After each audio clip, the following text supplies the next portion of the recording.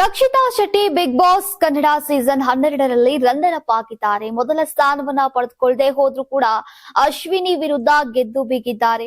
ನಿಮ್ಮನ್ನ ಹೊರಹಾಕಿಯೇ ನಾನು ಹೋಗೋದು ಅಂತ ಅಶ್ವಿನಿಗೆ ರಕ್ಷಿತಾ ಚಾಲೆಂಜ್ ಮಾಡಿದ್ರು. ರಕ್ಷಿತಾ ಶೆಟ್ಟಿ ಅವರು ಈ ಸೀಸನ್ ನ ಅತ್ಯಂತ ಕಿರಿಯ ಸ್ಪರ್ಧಿ. ಅವರಿಗೆ ಸಾಕಷ್ಟು ಹೈಪ್ ಬರೋಕೆ ಅಶ್ವಿನಿ ಗೌಡ ಕಾರಣ ಅಂತ ಹೇಳಿದ್ರು ಕೂಡ ತಪ್ಪಾಗ್ಲಾರದು. ಅಶ್ವಿನಿ ಗೌಡ ಹಾಗೂ ರಕ್ಷಿತಾ ಶೆಟ್ಟಿ ಮಧ್ಯೆ ಸಾಕಷ್ಟು ಕಿತ್ತಾಟ ನಡೆದು ರಕ್ಷಿತಾರನ್ನ ಕೆಳಹಾಕುವ ಪ್ರಯತ್ನವನ್ನ ಕೂಡ ಅಶ್ವಿನಿ ಗೌಡ ಅವರು ಮಾಡಿದ್ರು. ಹೀಗೆ ಪ್ರತಿ ಬಾರಿಯೂ ನಡೆದಾಗ್ಲೂ ಕೂಡ ರಕ್ಷಿತಾ ಮತ್ತಷ್ಟು ಮೇಲಕ್ಕೆ ಏರ್ತಾ ಇದ್ರು. ರಕ್ಷಿತಾ ಶೆಟ್ಟಿ ಅವರು ಈ ಮೊದಲು ಅಶ್ವಿನಿ ಜೊತೆ ಜಗಳ ಆಡಿದಾಗ ಚಾಲೆಂಜ್ ಒಂದನ್ನ ಮಾಡಿದ್ರು. ಈಗ ಬಿಗ್ ಬಾಸ್ ಮನೆಯಿಂದ ನಾನು ನಿಮ್ಮನ್ನ ಹೊರಹಾಕಿಯೇ ಹೋಗೋದು ಅಂತ ಹೇಳಿದ್ರು.